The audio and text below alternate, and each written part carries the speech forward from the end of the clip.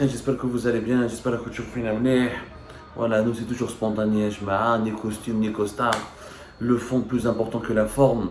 Justement, nous allons parler de fond dans cette émission. Il y a un phénomène exceptionnel ici en France.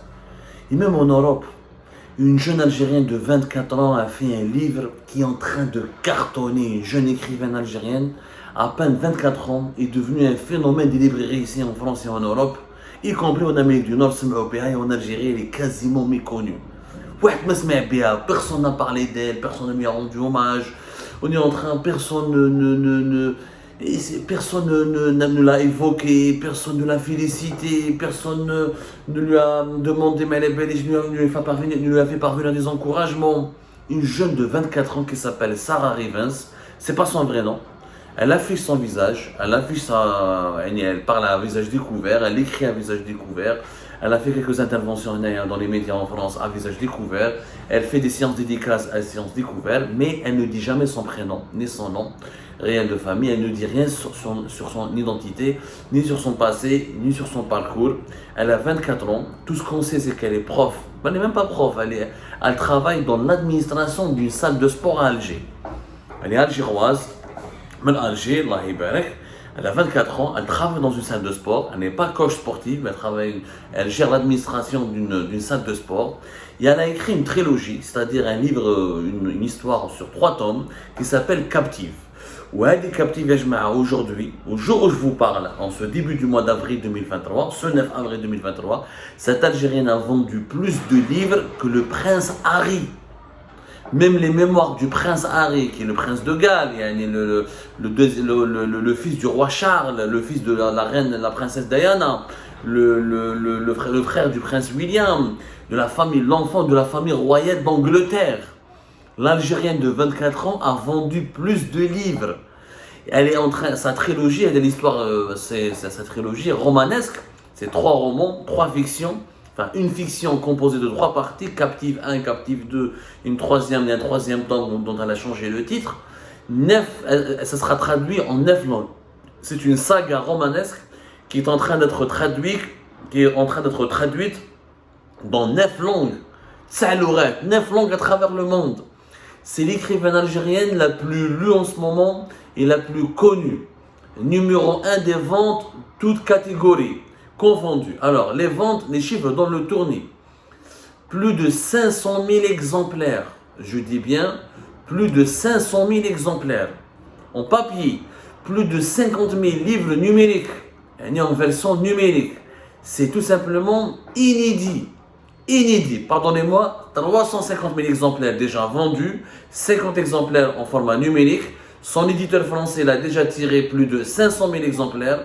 Et on est en train de parler pour les 3 tomes, elle va dépasser le 1 million d'exemplaires qui seront vendus. C'est énorme ici, mes chemins. Plus d'1 million, on parle même, c'est le groupe Hachette, grande maison d'édition avec plusieurs filiales ici en France, qui a édité cette jeune écrivaine algérienne.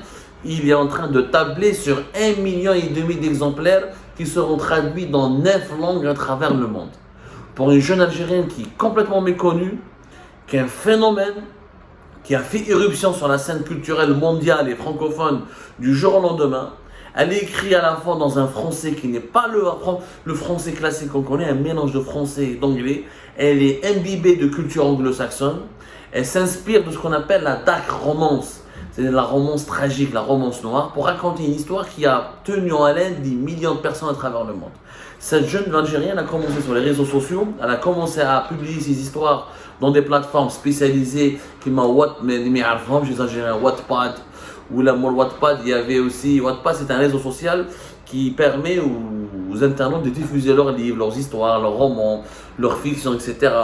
Elle a commencé aussi à publier sur un réseau social qui appartient à ce qu'on appelle un TikTok, BookTok.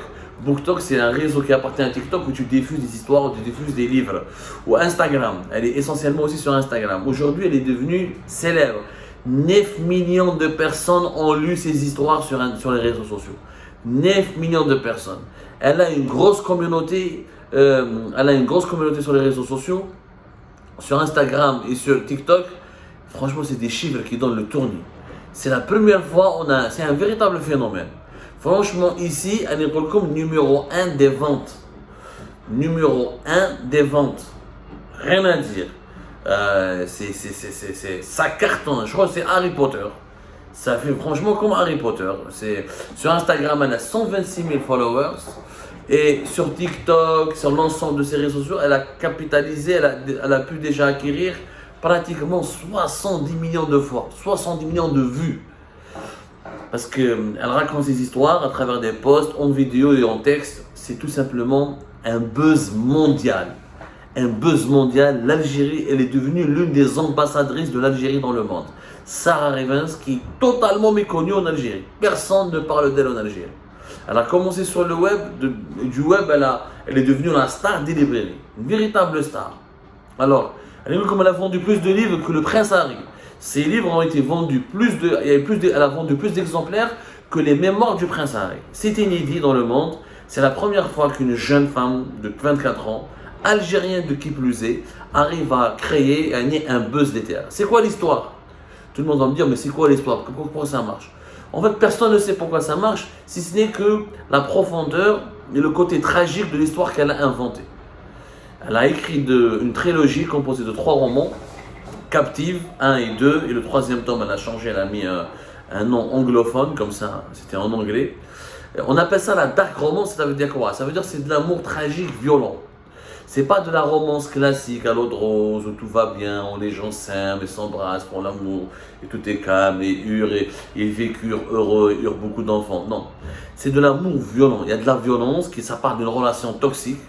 Alors il s'agit d'une histoire d'une fille qui s'appelle Ella, qui est devenue captive d'un réseau mafieux, qui a été kidnappée par un réseau mafieux. Ensuite, elle va tomber amoureuse de son agresseur, qui est la principale personne qui l'a kidnappé. Il s'appelle Asher, qui est un beau mec mais qui est très violent, qui va l'humilier à chaque fois, qui va la torturer, qui va la violenter. Mais elle va tomber amoureuse de lui et elle va le rendre amoureux d'elle. Et l'histoire commence comme ça et ça raconte l'histoire toxique d'une fille qui tombe amoureuse de son agresseur. Et elle en a construit ensuite une saga. Une saga, ça devient une saga littéraire et les gens sont devenus addicts. Qui m'a Harry Potter, où les gens ils attendent toujours la suite, et ils les suivent sur les réseaux sociaux, ils posent des questions, ça crée une communauté, et les gens s'échangent, on parle de tel chapitre, telle anecdote racontée dans le roman, dans la saga, on décrit les personnages, il y a un club de fans qui s'est vraiment constitué autour de Sarah Revens. C'est exceptionnel. Franchement, et pourtant, l'histoire qu'elle raconte, elle est assez violente. C'est l'histoire d'un psychopathe, d'une fille donc elle est traumatisée parce qu'elle a déjà été agressée et possédée, droguée, sa tante elle est droguée, elle essaie de s'en sortir, elle essaie d'aider sa tante à se libérer de son addiction. Ça se passe visiblement aux États-Unis, en tout cas dans un pays anglo-saxon. Elle n'a pas une description spatio-temporelle très précise, mais elle arrive à transporter le lecteur et les lectrices dans un univers glauque, dans un univers de relations toxiques, mais dans un univers d'amour et de haine. Et les sentiments sont tellement puissants et forts que les lecteurs et lectrices tombent sous le charme de l'intrigue. Exceptionnel, je ne vais pas tout vous raconter, essayez de vous documenter sur internet. En plus, ce qui est exceptionnel, c'est qu'elle a publié ses histoires gratuitement sur internet, sur Instagram, TikTok et Wattpad, le réseau social dont je vous ai parlé, un réseau social canadien basé au Canada, spécialisé dans le partage des livres et des histoires gratuites. Donc elle a déjà publié ses histoires gratuitement, elles ont été vues 9 millions de fois. C'est la première fois qu'un livre sort, et les gens se l'arrachent, ils l'achètent, donc ils payent de l'argent, que ce soit en format numérique ou en exemplaire papier, pour lire une histoire qui est gratuite, qui est déjà disponible sur Internet, qu'on peut retrouver sur Internet. C'est franchement exceptionnel. Exceptionnel comme succès. Bravo à Sarah Revens, qui est d'une fierté nationale. Je dis bien, c'est une fierté nationale. Mais personne ne parle d'elle. Cette jeune femme, elle a mis l'Algérie, elle a placé l'Algérie sur la carte de la littérature mondiale. Peut-être contester que c'est pas de la grande littérature, c'est pas du Stendhal, c'est pas du Balzac, ou là c'est pas du Esmina Khadra, ou là c'est pas du Kamel Daoud, c'est pas la littérature complexe, profonde, c'est pas de la grande littérature, c'est pas par Camus, mais c'est un genre littéraire qui se développe énormément, notamment dans les pays anglo-saxons. La dark romance, ce n'est pas de la littérature de seconde zone, non, ce n'est pas de Ce n'est pas de la romance de rue ou de la romance pour adolescents. Ce sont effectivement des jeunes de 18 ans à 25 ans qui lisent, mais c'est un véritable travail littéraire. Il y a un imaginaire, les personnages ont une épaisseur, il y a une dimension psychologique. Il y a aussi une réflexion philosophique sur la vie, sur la mort, sur la dialectique entre le maître et l'esclave. Ça nous rappelle la dialectique de Hegel, le grand philosophe allemand, qui nous apprend que l'esclave finit par devenir le maître de son maître. Il y a des références culturelles importantes à une certaine littérature de l'horreur, au univers des gangsters, notamment tout ce qui vient des États-Unis, Taylor Swift, Harry Styles. Elle a des références culturelles et littéraires très solides. Franchement, c'est une écrivaine qui ira très loin. Ça peut vraiment, et je suis sûr que ça peut être prochainement, vous allez voir, Netflix ou un grand studio Hollywood pour adapter Captive en cinéma. Et ça peut faire une série exceptionnelle qui va faire un carton. Mais cette jeune, personne ne la connaît en Algérie. Pourquoi? Parce qu'elle est Sarah Rivens. Elle incarne l'exact contraire de l'Algérie officielle. Sarah Rivens, elle incarne cette Algérie de la jeunesse qui maîtrise l'anglais, qui maîtrise le français, qui maîtrise les réseaux sociaux, hyper connectée, hyper branchée, cette jeunesse urbaine, urbanisée, d'Alger, d'Oran, qui est beaucoup, qui est cultivée, qui est inventive, qui est imaginative. C'est ça le génie algérien, qui est étouffé en Algérie, qui est méconnu, dont personne n'entend parler en Algérie parce qu'elle est étouffée. En Algérie, on parle des chars, de l'imam, de Taleb, de l'oignon, de Tebbo, de Chengriha. Cette jeunesse, Sarah Rivens, c'est un autre visage d'une autre Algérie, totalement méconnue, totalement occultée, que personne ne peut connaître, ou n'arrive à connaître parce que c'est une Algérie qui est étouffée, ne s'exprime pas. Il n'y a pas une presse spécialisée, la presse n'est pas libre, donc des jeunes qui m'ont Sarah Rivens ne peuvent pas s'exprimer dans la presse, il n'y a pas de club littéraire, il n'y a pas d'association, il n'y a pas de monument, il n'y a pas d'espace culturel libre, il n'y a pas d'espace sociaux libre. C'est une jeunesse qui est hyper connectée, qui vit uniquement sur les réseaux sociaux, qui vit uniquement virtuellement, qui est virtuellement connectée au monde et qui est physiquement, elle vit en Algérie, cette jeunesse. Mais des jeunes comme Sarah Rivens, il y en a beaucoup, il y en a beaucoup.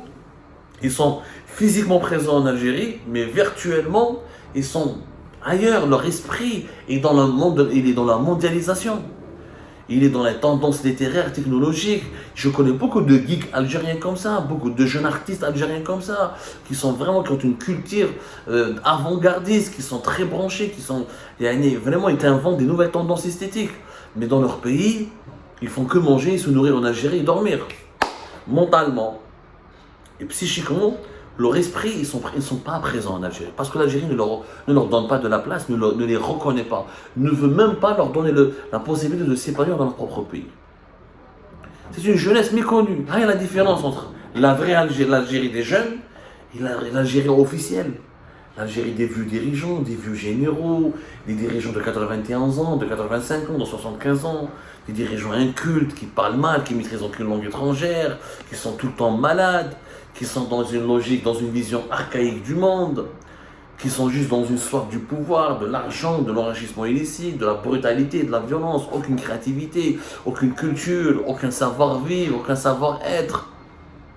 Et l'Algérie officielle qui domine trop malheureusement et qui empêche l'Algérie jeune, l'Algérie de la jeunesse branchée, de la jeunesse créative, inventive, de la jeunesse esthétique, de la jeunesse artiste, de s'épanouir et d'émerger. Sarah Rivens n'avait que les réseaux. S'il n'y avait pas les réseaux sociaux, s'il n'y avait pas TikTok, Instagram, personne n'aurait entendu parler de Sarah Rivens. Aujourd'hui, elle est devenue un phénomène de mode. Un phénomène de mode. Puisqu'elle a battu tous les records dans les ventes, elle a créé un buzz littéraire mondial. C'est un best-seller. C'est une écrivaine en herbe qui est en train de devenir l'une des écrivaines les plus lues, les plus recherchées, les plus influentes du monde. Et elle n'a que 24 ans. Elle a tout le temps nécessaire pour peaufiner sa plume, pour renforcer encore une fois son génie et imaginer encore approfondir sa trilogie, sa saga. Et je suis sûr qu'elle est en train de faire l'histoire. Et demain, dans les universités, dans les écoles littéraires, on parlera d'une écrivaine algérienne, Sarah Rivens, sur laquelle on ne connaît absolument rien, parce qu'elle ne dit rien sur sa vie privée, ni son véritable nom, ni sa véritable identité. Mais en tout cas, peu importe qui est-elle, d'où est-ce qu'elle vient, où est-ce qu'elle habite, le plus important c'est son génie, et tout le bien qu'elle apporte à l'Algérie, et tout le bien qu'elle fait, qu'elle permet à l'Algérie de rayonner, là où ses dirigeants, malheureusement les dirigeants politiques et militaires, ne font que la régresser, ne font que lui provoquer son déclin, ne font que l'humilier, la rabaisser par leur inculture, par leur profonde méchanceté, par leur déconnexion totale avec la modernité.